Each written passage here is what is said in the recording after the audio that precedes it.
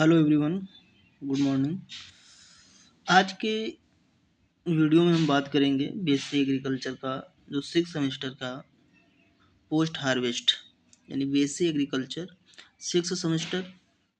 ठीक है, 2025 यानी प्रीवियस ईयर का पेपर है। क्लियर। और किस विषय का पेपर है? वो है आपका post harvest management and value addition of fruit and vegetables. ठीक है, इसके बारे में जो कहने का मतलब कि जो प्रीवियस ईयर में जो क्वेश्चन पूछे गए उनके बारे में बात करते हैं। ठीक है, और किस प्रकार के क्वेश्चन पूछे गए चलिए देखते हैं।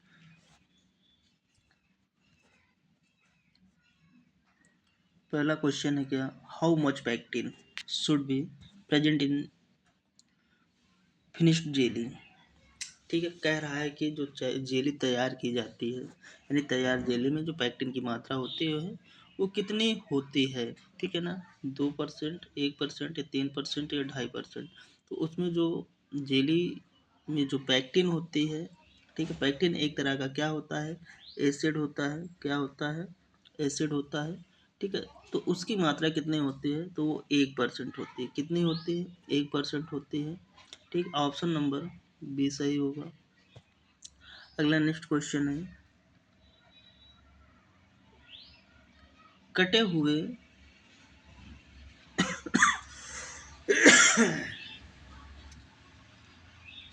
कटे हुए फल के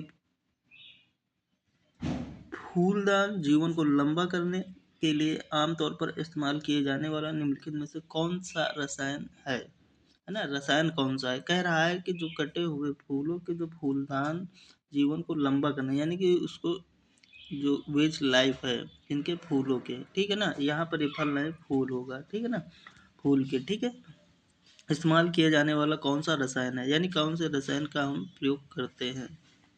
तो पोटेशियम नाइट्रेट है, मैलिक हाइड्रोजाइड है, ठीक है, सुक्रोज है और B9 है। तो इसमें कौन सा रसायन है जो कि उसके जीवन को जो है लंबा करने के लिए, या ये कह सकते हैं वेज लाइफ को जो है बढ़ाने के लिए उपयोग किया जाता है?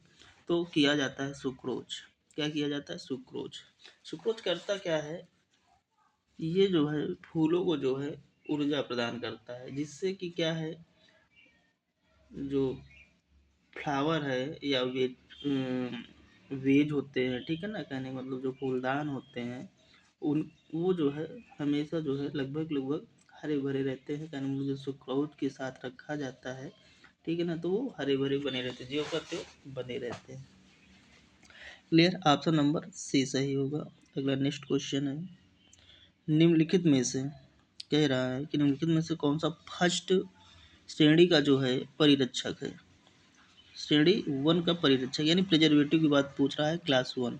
ठीक है, लैक्टिक एसिड और इसके salt, potassium metabisulphide, sodium benzoate, ये सभी, ओ सॉरी चीनी। देखो, जितने घरेलू आपके जो प्रिजर्वेटिव होते हैं, जितने घरेलू प्रिजर्वेटिव होते हैं, जैसे आपका नमक हो गया, ठीक है, चीनी हो गई, ठीक है, तेल हो गया, ये सब जो है आपके कैसे होते हैं? क्लास फर्स्ट के होते हैं। और जो आपके सिंथेटिक यानी रसायन के द्वारा बनाए जाते हैं, जैसे कि सोडियम बेंजोएट, पोटेशियम मेटाबाइसल्फाइड और आपका जैसे सल्फर डाइऑक्साइड, कार्बन डाइऑक्साइड, ये सब आपके जो क्लास 2 के अंतर्गत आते हैं। तो यहाँ पर जो क्वेश्चन पूछा गया है, फर्स्ट श्रेणी का जो है प्रिजर्वेटिव कौन सा है, तो इसमें चीनी है। क्या है? चीनी है। तो ऑप्शन नंबर डी सही होगा। अगला नेक्स्ट क्वेश्चन पे चलते हैं। अगला अगला क्वेश्चन कह रहा है कि निम्नलिखित में से सूक्ष्म जीव पर सल्फर डाइऑक्साइड का अत्यधिक प्रभाव विकारी है। ठीक है ना, कहने का मतलब जो सल्फर डाइऑक्साइड पर जो अत्यधिक प्रभावकारी विकारी है वो क्या है? खमीर है, मोल्ड है, जीवाणु है, विषाणु है। तो वो आपका जो है मोल्ड पर अधिक जो है प्रभाव विकारी होता है। कहने का मतलब सबसे ज़्यादा अगर इफेक्टिव होता है सल्फर डाइऑक्साइड, ठीक है ना, तो किस पर होता है? वो मोल्ड पर होता है। क्लियर, ऑप्शन नंबर बी सही होगा। अगला नेक्स्ट क्वेश्चन है, निम्नलिखित में से किसको प्रति आक्सी कारक के रूप में जाना जाता है? आक्सी कारक के, ठीक है, यानी एंटीऑक्सीडेंट की बात कही जाती है। तो एस्टिक एसिड, सैटिक एसिड, स्कार्बिक एसिड और लैक्टिक एसिड। तो इसमें जो आपका स्कार्बिक एसिड है ये विटामिन सी का जो है, किसका, विटामिन सी का यानी कि रासायनिक नाम है। तो यही जो है आपका एंटीऑक्सीडेंट है विटामिन सी, यानी स्कार्बिक एसिड। ऑप्शन नंबर सी सही होगा। कौन सा सही होगा? ऑप्शन नंबर सी सही होगा। अगला नेक्स्ट क्वेश्चन है कि संतरे के लिए निम्नलिखित में कौन सा सबसे अच्छा परिपक्वता सूचकांक है? यानी कि एक तरह से पूछ रहा, हम मेच्योरिटी इंडेक्स की बात कर रहा है, किसकी? Maturity index. और किसमें? ऑरेंज में। तो आपका सिट्रस वर्गीय कोई भी फ्रूट्स होगा तो उसमें जो मेच्योरिटी इंडेक्स देखेंगे तो एसिड का रेशियो देखेंगे। किसका देखेंगे? एसिड का रेशियो। तो देखते हैं ऑप्शन, ब्रिक्स अनुपात अम्ल अनुपात। ठीक है, कुल घुलनशील ठोस पदार्थ, अम्ल, प्रतिशतता और चीनी। तो इसमें जो होगा आपका ऑप्शन नंबर ए होगा, टीएसएस और acid ratio. Option number A, यानी ब्रिक्स एंड एसिड रेशियो जो है इसका एग्जैक्ट आंसर होगा। क्लियर। अगला नेक्स्ट क्वेश्चन है, किस उत्पाद में लैक्टिक एसिड बैक्टीरिया का उपयोग किया जाता है? कह रहा है कि लैक्टिक एसिड बैक्टीरिया का उपयोग किया जाता है। ठीक है, चटनी में, सिडार में, सिरका में या अचार में। ठीक है, तो वो चटनी में तो किया ही नहीं जाता है। सिडार ये फर्मेंटेड है, सिरका ये भी फर्मेंटेड है। इसमें किसी कहने का मतलब एक तरह से इसको इसमें किसी भी एसिड या बैक्टीरिया की ज़रूरत नहीं पड़ती। लेकिन अचार जो है, अचार को जो है प्रिजर्वेटिव करने के लिए हम लैक्टिक एसिड बैक्टीरिया का प्रयोग करते हैं। ऑप्शन नंबर डी सही होगा। अगला नेक्स्ट क्वेश्चन है, निम्न शर्करा उत्पादों को निम्नलिखित में से किस सूक्ष्म जीवों द्वारा खराब किया जाता है? कह रहा है कि निम्न शर्करा उत्पादों को किस सूक्ष्म जीव द्वारा खराब किया जाता है? आपको क्या है? स्टेप्टोकोकस पायोजिन्स, क्लास्ट्रीडियम बोटुलिनम, सैक्रोमाइसीज या ये सभी। तो इसका जो राइट आंसर होगा सैक्रोमाइसीज होगा। क्या होगा? सैक्रोमाइसीज। ऑप्शन नंबर सी जो है सही होगा। क्लियर। अगला नेक्स्ट क्वेश्चन है, निम्नलिखित में से किस फल से फेनी तैयार की जाती है? आम से, अनानास से, सेब से या काजू से? ठीक है, तो आम से तो बनता नहीं, न अनानास से बनता, न सेब से। काजू और सेब से। देखो, इसमें जो है जो फेनी की बात कही जा रही है, जो काजू सेब होता है, आपका काजू से जो मोस्टली आपका जो है फेनी तैयार की जाती है। फेनी जो होती है आपकी, ठीक है, वो किससे? कैश्यू नट से तैयार वो कैश्यू फल से आपकी तैयार होती है। क्लियर है। अगला नेक्स्ट क्वेश्चन है, पैक्टिन को पैक्टिन एसिड में बदलने के लिए कौन सा एंजाइम उत्तरदायी होता है? तो देखो, पैक्टिन के पहले पैक्टिएट होता है। क्या होता है? पैक्टिएट होता है। जैसे अगर पैक्टिन का पूर्वज पूछा जाए तो पैक्टिएट होता है, फिर पैक्टिन होता है। क्या होता है? पैक्टिन होता है। फिर उसके बाद पैक्टिनेज होता है। क्या होता है? पैक्टिनेज। तो ऑप्शन नंबर ए सही होगा। कौन सा होगा? ऑप्शन नंबर ए सही होगा। अगला नेक्स्ट क्वेश्चन है, रेडी टू सर्व। ठीक, आरटीएस जिसे बोलते हैं, क्या? आरटीएस, इसके बोलता जाता है रेडी टू सर्व। ठीक है, इसमें जो देखो फ्रूट से ही बनता है, बना बनाया हुआ होता है और उसको केवल पीना पीना होता है। पेय पदार्थ है आपका, एक तरह से क्या होता है? पेय पदार्थ। इसमें पूछ रहा है होता क्या है, जूस और टीएसएस की मात्रा को बता रहा है। 15 juice 15 TSS, 10 juice 15 TSS, 15 juice 10 TSS और 10 जूस 10 टीएसएस। तो इसके लिए जो एग्जैक्ट जो आंसर होगा ऑप्शन नंबर डी होगा। 10 आपका टीएसएस होता है और 10 ही आपका जूस होता है, फलों का जूस, यानी 10:10 होता है। कहने का मतलब ये जो 10 टीएसएस होगा और 10 आपका जूस होगा, यानी कि फलों का जो रस होता है। क्लियर। ऑप्शन नंबर डी सही होगा। अगला नेक्स्ट क्वेश्चन है कि कैंस में, कैन जो होते हैं, ठीक है, कैंस में जो सिरप या ब्राइन भरते समय तापमान क्या होना चाहिए? 60 से 67 या 71 से 75 या 79 से 82 या 90 से 95। तो हमने इसको बता रखा है लगभग 70 डिग्री सेंटीग्रेड होना चाहिए। तो इसमें ऑप्शन नंबर बी जो 71 से 75 है ये सही होगा। ठीक है, कौन सा होगा? ऑप्शन नंबर बी सही होगा। क्लियर। अगला नेक्स्ट क्वेश्चन है लाइफ हीलिंग।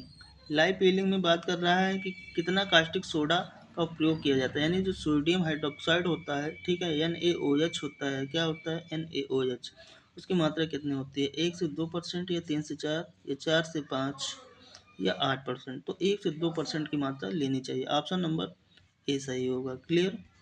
अगला नेक्स्ट क्वेश्चन है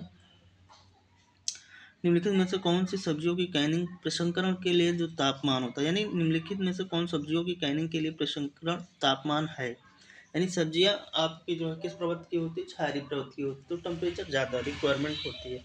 एक चीज़ ये जान लीजिए, प्रोसेसिंग के लिए जब भी पूछा जाएगा फलों के लिए, तो फलों के लिए 100 अंश होगा, और सब्जियों के लिए जो होगा आपका 115 से 121 अंश सेल्सियस होगा। तो इसमें सब्जियों के लिए पूछा गया है, तो ऑप्शन नंबर डी जो है आपका सही होगा। 115 से 121 अंश सेल्सियस तापमान इज बेटर होता है, यानी इतना होता है प्रोसेसिंग टेम्परेचर, ठीक है, सब्जियों का कैनिंग के लिए। क्लियर। अगला नेक्स्ट क्वेश्चन है निम्नलिखित में से किस उत्पाद का कुल घुलनशील ठोस पदार्थ 30 डिग्री ब्रिक्स होता है। देखो RTS यानी रेडी टू सर्व की बात कर रहा है, ठीक है, सेक्वेस की बात कर रहा है, कार्डियल मुरब्बा। देखो इन चारों को जान लीजिए। रेडी टू सर्व में जो अभी आपने पढ़ा था, क्या रेडी टू सर्व में जूस की मात्रा और TSS की मात्रा 10-10 था, ठीक है। सिक्वेंस में जो TSS होता है, क्या सिक्वेंस में इसमें 40 अंश होता है, और कार्डियल में 30 अंश होता है, और मुरब्बा में 70 कितना 70 अंश होता है। तो यानी कहने का मतलब 70 अंश ब्रिक्स मुरब्बे में होता है, कार्डियल में 40 होता है, सिक्वेंस में 30 होता है, और रेडी टू सर्व में आपका 10 होता है। क्लियर। तो इसमें पूछ रहा है कि 30 डिग्री ब्रिक्स किसका होता है, तो 30 डिग्री ब्रिक्स आपका कार्डियल का होता है। किसका होता है, कार्डियल का होता है। ऑप्शन नंबर आपका सी सही होगा, ठीक है। अगला नेक्स्ट क्वेश्चन है टर्म शीत जीवाणु शोधन को जाना जाता है अल्ट्रा फिल्ट्रेशन से या किरण से या प्रशीतन से वैक्सीन से। तो यहाँ पर जो क्या है टर्म शीत जीवाणु शोधन की बात की जा रही है ना, तो ये जो है आपका इराडिएशन से होता है। किससे होता है, किरण से होता है। ऑप्शन नंबर बी सही होगा।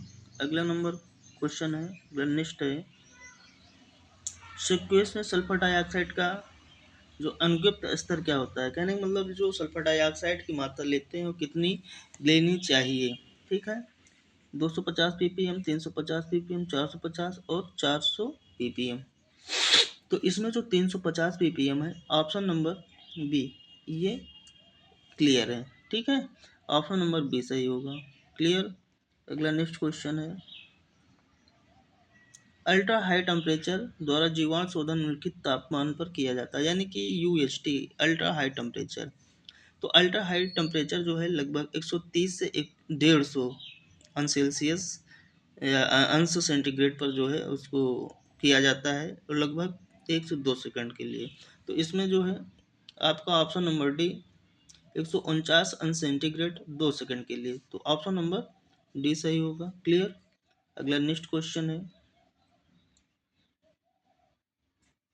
कि फल एवं सागों में रंगों का ह्रास किस एंजाइम के द्वारा होता है, माइलेज के द्वारा, जाइमेज के द्वारा, पॉलीफिनॉल ऑक्सीडेज या पॉलीमिथाइल स्ट्रेज। तो याद रखिए PPO, इसको शॉर्ट में PPO भी बोलते हैं, किसको, पॉलीफिनाइल ऑक्सीडेज को, ठीक है।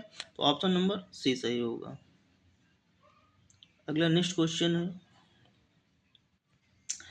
तैयार जेली का भार प्रयुक्त शर्करा भार के लगभग कितने गुना होता है, 1.25 गुना होता है, तो 1.2 गुना। ऑप्शन नंबर बी सही होगा, ठीक है। अगला नेक्स्ट क्वेश्चन है क्रायो प्रिजर्वेशन निम्नलिखित से संबंधित है, तरल ऑक्सीजन, तरल नाइट्रोजन, तरल कार्बन डाइऑक्साइड, तरल पोटेशियम। तो ये तरल नाइट्रोजन, ऑप्शन नंबर बी से रिलेटेड सब जानते होंगे, ठीक है। अगला नेक्स्ट क्वेश्चन है धुंधली जेली होने के क्या कारण है, जो जेली जो है धुंधली हो जाती है, ठीक है ना, फॉगी हो जाती है, ठीक। तो अधिक पकाना, ठंडा करना, ये भी बात सही है। अपरिपक्व फलों का उपयोग, ये भी बात सही है। झाग का ना हटाना, ये भी सही। तो अलाब्दीज, ऑप्शन नंबर डी सही होगा, ये सभी होंगे इसके लिए। अगला नेक्स्ट क्वेश्चन कि बड़े बर्फ के क्रिस्टल बनते हैं स्लो फ्रीजिंग के दौरान या फ्रीजिंग के दौरान या क्रायोजेनिक फ्रीजिंग के दौरान, इनमें से कोई नहीं। जब ये बड़े क्रिस्टल बनते हैं तो फ्रिज जो है स्लो होता है, यानी जब स्लो फ्रीजिंग होती है तो बड़े क्रिस्टल बनते हैं। ऑप्शन नंबर ए सही होगा। ऑप्शन नंबर ए सही होगा। अगला नेक्स्ट क्वेश्चन है, जेल बनाने के लिए पेक्टिन का कौन सा संयोजन आवश्यक है? पेक्टिन बनाने के लिए पेक्टिन और जेल, ये नहीं है। पेक्टिन चीनी और मिल अम्ल, ये हो सकता है। अगला देखते हैं, पेक्टिन और फलस। देखो पेक्टिन है तो पेक्टिन किस में होगा, फलस में, ये भी नहीं होगा आपका। पेक्टिन और ताप, ये भी नहीं होगा। तो ऑप्शन नंबर बी सही होगा। कौन सा सही होगा? पेक्टिन चीनी और अम्ल की आवश्यकता होगी, अम्लता क्योंकि मिलाई जाती है। ठीक है। अगला नेक्स्ट क्वेश्चन है, तो इसमें है आपके 24 क्वेश्चन। फिर आगे नेक्स्ट वीडियो में हम बात करेंगे इसके आगे के क्वेश्चन के बारे में। ठीक है। लगभग 75 क्वेश्चन आते हैं। ठीक है। कितने क्वेश्चन आते हैं? 75 क्वेश्चन आते हैं एक पेपर में, जिसमें कि 50 क्वेश्चन करने होते हैं। ठीक है। कितने क्वेश्चन करने होते हैं? 50 क्वेश्चन करने होते हैं। आज हमने जो है 24 क्वेश्चन करवा दिए हैं। आगे नेक्स्ट वीडियो में जो है नेक्स्ट क्वेश्चन को किया जाएगा। Okay, thank you.